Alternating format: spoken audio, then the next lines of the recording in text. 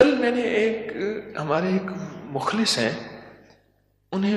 وہ اپنا نیا مکان بنا رہے ہیں، 3 مکان بنا رہے ہیں ان کی فیملی۔ میں نے انہیں ایک عمل بتایا، آج آپ کو ہی بتا دوں، طرفت عین پہ یاد آئی بات۔ ذرا یہ عمل غور سے سنیے گا، ہر اس شخص کے لیے جو نیا مکان چاہتا ہے، نیا مکان بنا چکا ہے، نئے مکان میں رہ رہا ہے یا نیا مکان بنائے گا۔ میں نے کہا آپ نے نیا مکان بنایا ہے، ان قریب شفٹ ہونے والے ہیں، منتقل ہونے والے ہیں، اس کا کوئی حل بھی کیا؟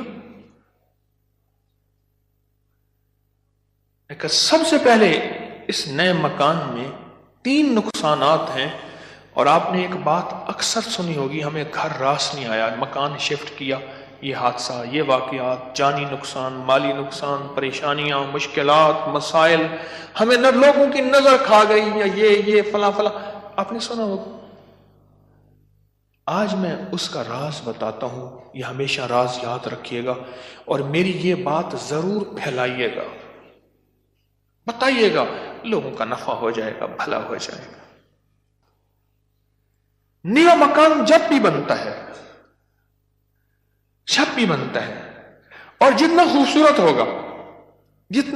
ہوگا، جنات کو بڑا پسند آ جاتا ہے۔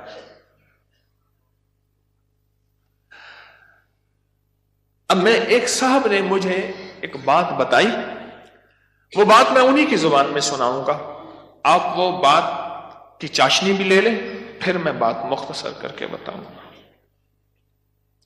اما بالا کو قرآن پڑھیں دیا، یہاں تک سمجھ آئے گا؟ بچوں کو قرآن پڑھاتی تھی اما۔ تو ہم نے نیا مکان بنایا، اما نے میں ڈٹھا، اما کہندی ہے ون حافظ کوئی درخت دی ساوی لکڑ بھانا، چمک بھانا، شاخ توڑ کے لیا تازہ، اما تازہ چاک لو کے اوپر چڑھ گئی، نیت دی مار پوے، خدا خراب کر رہے، گلو سڑو، میرا گھر تک نظر یہاں، نکلو ہی تم، نکلو ارے اما ایسی دیواروں کو مار رہی، ایسی ہم نے کہا یہ پتا تھا اما کے پاس جنات بھی پڑھتے ہیں، آتے بھی ہیں، اما جنات کا دم بھی کرتی ہے، ہدیے کھانے وغیرہ بہت آتے تھے ان کے گھر۔ میں نے بھی اما کو دیکھا ہوا تھا، وہ میری نانی اما کی بہن بنی ہوئی تھی، ایک دوسرے کو ہدیے دینے لینے کرنے۔ نانی اما کی طرف سے ہدیے تھوڑے جاتے تھے، ادھر سے زیادہ جاتے تھے کہ نانی اما کی جیب سے جاتے تھے، ادھر سے ہدیے آتے تھے تو اتنے ہوتے تھے کہ وہ تقسیم ہوتے تھے۔ تو کہ نانی اما، میری اما نے نا مار مور کے ہانپتی کانپتی اما آ گئی، کہہ رہے بس نکل گئی۔ اما کیا ہے؟ کہہ رہے نیا مکان بنایا، ان کو اچھا لگا، گزرے جا رہے تھے، اوپر جو سیڑھیوں کی بمٹی تھی وہاں جا کے انہوں نے اپنا ٹھکانہ لگا دیا، مٹی لینے پہ ہاں اپنا سامان لگا رہے تھے تو مجھے نظر آ گئے، نکال کے آئی ہوں۔ اچھا یہ ایک نہیں کئی واقعات ہیں۔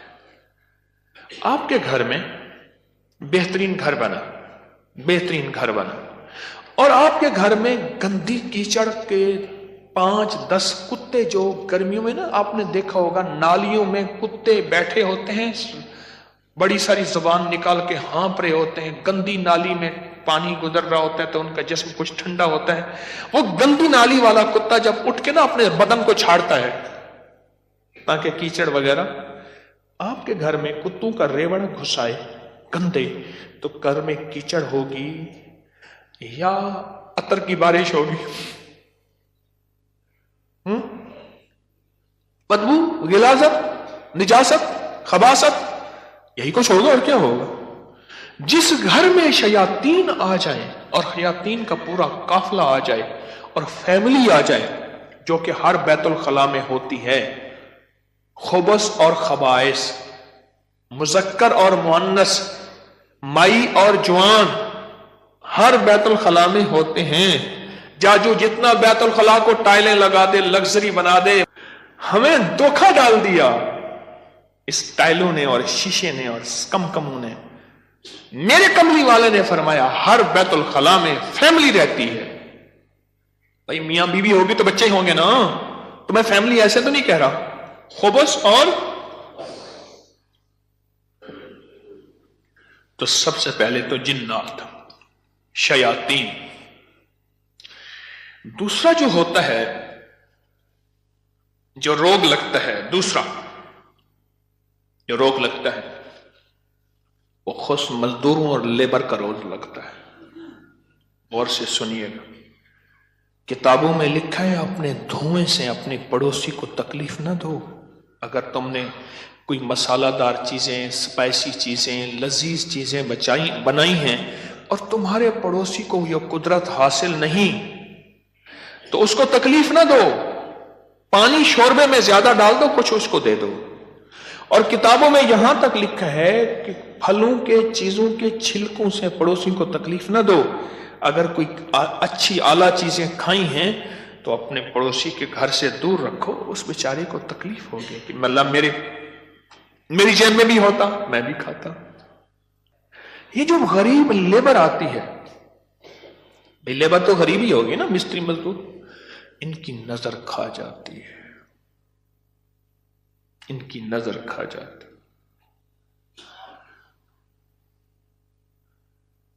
میں نے بکریاں رکھی، 8 بکریاں تو ذبح ہو گئی اور لیبر کھا گئی، 9ویں جو ہے آخر حرام ہو گئی. وہ چھری کے نیچے بھی نہیں آئی. میں نے کہا نکالو یہاں سے بکریاں. 8 تو چھری کے نیچے آئی اور 9ویں جو ہے وہ خود حرام ہو گئی. اور تیسری اور آخری چیز، یہ میں آپ کو کہتا نا گھر راس نہیں آیا، یہ میرے پاس بہت واقعات آتے ہیں. اس کی نظر ہوتی ہے، لیبر کی ہوتی ہے. اور بعض بندے ایسے ہوتے ہیں، اب تو سائنس ایول آئی اور بیڈ آئی پہ جاؤ، میرا لفظ لکھو سوشل میڈیا پہ، نیٹ پہ، پتہ نہیں کہاں، فیس بک پہ، ایول آئی بیڈ آئی. اب تو پوری دنیا کی سائنس نظر بد پہ پاگل ہو چکی ہے. پہلے کہتے تھے یہ ان کی قصے کہانیاں ہیں. ارے میرے کملی والے نے فرمایا اور سائنس اس کی ریسرچ کو کہے سچ نہیں ہے تو ہو کیسے سکتا ہے؟ ہو کیسے سکتا ہے؟ حضرت علی کرم اللہ وجہہ کے فرامین بہت زیادہ نظر بد پہ، حسنین کریمین کے فرمان بہت زیادہ، آل رسول اصحاب رسول کے فرمان بہت زیادہ، واقعات بہت زیادہ، تجربات بہت زیادہ.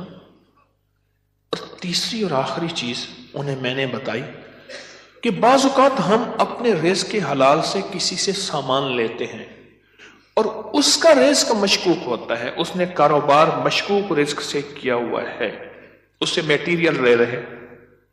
غور سے سمجھے گا، باریک نقطہ ہے. ہم نے اس سے جو میٹیریل دیا وہ رزق مشکوک ہے اس کا. اس کی دلیل میں دیتا ہوں آپ کو. میں ایک بات کہا کرتا ہوں، آپ نے شاید سنی ہوگی کہ اگر میں محسوس کرتا ہوں میرا رزق مشکوک ہے تو اس مشکوک رزق سے کبھی روزے نہ رکھنا. میں آپ کو اکثر عرض کرتا ہوں کسی ایسے بندے سے جس کا رزق طیب طاہر حلال ہے اس سے ادھار لے لے. ٹھیک ہے؟ اس سے ادھار لے کر جس کا رزق طیب طاہر اور حلال ہے اس سے روزے رکھ اور اپنے پیسوں میں سے وہ ادھار چکا دے. رزق کا اثر ہوتا ہے. ایک بزرگ کہتے ہیں میں نے دعوت کھائی 1 مہینے تک میرے جی میں آیا کہ میں کوئی گناہ بدکاری کروں، صرف ایک دعوت کھائی تھی. واقعات یہ 3 عوامل ہیں، 3 فیکٹرز ہیں بڑے جو گھر کے اندر کہتے ہیں کہ گھر راس نہیں آیا. اس کا حل کرنا ہے صدقات، خیرات، اعمال، تسبیحات اور ذکر کے ذریعے. اس کا حل کرنا ہے صدقات، خیرات، اعمال، ذکر اور تسبیحات. اس کا حل کرنا ہے. اب یہ سنتے جائیے، غور سے سنیے گا، توجہ سے. نئے گھر میں جب بھی داخل ہوں سب سے پہلے تو یہ سوچیں کہ میں گھر کس رزق سے بنا رہا. یاد رکھیے گا مشکوک رزق، یا آپ نے ایسا موضوع چھیڑ دیا کہ اس موضوع کو مجھے کچھ بتانا پڑے گا. سب سے پہلے تو یہ ذہن نشین رکھیے گا، رزق مشکوک کبھی زندگی اور نسلوں میں چین سکون نہیں دے سکتا، کبھی نہیں دے سکتا۔ وہ کیسے ہوگا؟ اس کے میرے پاس واقعات ہی واقعات۔ میں ایک چھوٹا سا صرف واقعہ سناتا ہوں، میں نے کئی واقعے دیکھے۔ پتہ چلا کہ بیٹا فوت ہو گیا خودکشی میں، گرمی تھی، گھر تھا بڑا سارا، یعنی ادھر بھی گھر کے لان تھا، باغیچہ تھا، ادھر بھی باغیچہ تھا، بڑا بہترین گھر بنا ہوا تھا۔ اس وقت محسوس ہو رہا تھا یہ گھر کو بنے 35-40 سال ہو گئے۔ چارپائی جب پڑی تھی تو ہمارے ہوتے ہوئے دھوپ آ گئی، تو چارپائی کو میں نے گھسیٹا اور ایک بیل تھی بڑی خوبصورت، اس کے نیچے لے گئے۔ ایسی وہ بندہ رو رہا تھا، وہ اپنے علاقے کا مجسٹریٹ تھا، میں نے اس کی مجسٹریٹی دیکھی ہے۔ بٹھے والے کو حکم تھا کہ اتنی اینٹیں پہنچانی ہیں ورنہ بٹھا کسی شکایت کی وجہ سے سیل ہو جائے گا۔ سیمنٹ والے کے ذمے تھے کہ اتنی سیمنٹ کی بوریاں پہنچانی ہے ورنہ تو 2 نمبر سیمنٹ بیچ رہا، تجھ پہ آبجیکشن لگ جائے گا۔ ریت والے، اینٹ والے، ہر میٹیریل والے کے ذمے تھا کہ تو نے پہنچانا ہے، بہترین مکان بنا، بہترین مکان بنا۔ اس گھر میں رہا اور کبھی سکھ کا سانس نہ لے سکا۔ بیوی مر گئی، بیٹا اڑ گیا کہ میں نے ماں کو گھر میں دفن کرنا ہے۔ جو گھر کی پچھلی طرف کا باغیچہ تھا وہاں ماں کی قبر تھی، اور خودکشی مر کے کہنے لگا مجھے ماں کے قدموں میں دفن کرنا ہے۔ 2 قبریں گھر میں بنی ہوئی تھیں، بیٹھا ہوا تھا، ریٹائر، مر گیا، اور پھر اس کا کوئی وارث نہیں تھا۔ وہاں پتہ چلا اس شہر میں کہ ہمارے مرشد آئے ہیں، کچھ لوگوں کو بھاگ آئے، ایک بابا آیا ریٹائر۔ تو میں نے کہا بابا جی مرشد بس میرے گھر چلیں، دعا کر دیں، کھانا کھا لیں۔ میں نے کہا کس لیے؟ میری دعائیں ہوں گی؟ میں نے کہا ایک چیز پہ دعا دوں گا کہ اس بابے کی آپ نے خدمت کرنی ہے۔ تو خود بھی بابا ہے، اس کی خدمت کرنی ہے، اور اس بابے کی موت تک وہ بزرگ بابا، وہ بھی زندہ ہے، اس کی خدمت کرتا رہا اور وہ دعائیں دیتا رہا۔ میرے اپنے چھوڑ گئے کہ حکیم صاحب تو آیا، اور کسی کو خدمت پہ چھوڑ گیا کہ میری چارپائی دھوپ پہ پڑی ہوتی تھی، میرے اندر سکت ہی ختم ہو گئی۔ ایک بڑھاپے نے مارا، دوسرا غموں نے مارا۔ بڑا لمبا واقعہ ہے۔ سب سے پہلے رزق کے حلال، نسلوں کے لیے راحت ہے، اور دوسری چیز ہمارے ایک جاننے والے ہیں، ان کی زندگی میں مسائل ہی مسائل ہیں، مشکلات ہیں، غم ہی غم ہیں۔ اس غم کو وجہ، الیکٹریشن آیا، تھوڑا سا کام کیا، اس کا ہاں تجھے پیسے دوں گا، بجلی والے کا، پلمبری والے کا، مرمت والے کا، کوئی کام ہے، دھوبی کا، فلاں کا فلاں، اس نے کہا پیسے دوں گا، اور اگر اس نے پیسوں کا اصرار کیا تو اس کو دھمکایا، ڈرایا۔ چھوٹے چھوٹے لوگوں کے پیسے کھاتا گیا، نسلوں میں غربت، تنگ دستی نے گھیر لیا۔ اب مجھ سے اعمال پوچھتے ہیں، اور رزق وہ ہوا جو کالا ہوا، دھن کالا ہوا، اور جس میں غریبوں کی آہیں ہوئیں، تو میں کتنے اعمال کر کے اس گھر میں کیسے سکون پائے گا؟ مجھے بتا دو صحیح۔ اس کی مثال پتہ ہے کیا ہے؟ خنزیر کو بڑے خوش و خضوع سے لٹا کے کہتا ہے بسم اللہ اللہ اکبر، تو خنزیر حلال ہو جائے گا۔ کتے کو لٹا کے تو کہیں بسم اللہ اللہ اکبر، چھری بھی تیز ہو، قبلہ رخ بھی ہو، باوضو بھی ہو، اور تکبیر بھی پوری پڑھ، تو کتا حلال ہو جائے گا؟ خنزیر حلال ہو جائے گا؟ نہیں ہوگا۔ کوئی بات نہیں، گھر چھوٹا ہے، کوئی حرج نہیں۔ ان چیزوں کے خیال کر کے اب عمل بتا رہا ہوں۔ گھر میں 81 دفعہ سورت یاسین، جب نئے گھر میں داخل ہوں 81 دفعہ سورت یاسین مل کے بیٹھ کے خود پڑھیں، کرائے کے بندے جمع نہ کریں۔ 81 دفعہ سورت یاسین، اول آخر 7 بار درود پاک، ہر دفعہ بسم اللہ الرحمن الرحیم مل کے پڑھ لیں۔ ایک دوسرا، ہر کونے میں 11 دفعہ آیت الکرسی مل کے پڑھ لے، کوئی اس کونے میں گھر کا بندہ پڑھ لے، کوئی اس کونے میں، گھر کے چاروں کونے میں 11 دفعہ آیت الکرسی، اور ایک دفعہ گھر کے درمیان میں 11 دفعہ آیت الکرسی 2، اور گھر کے چاروں کونوں میں 3 دفعہ اذان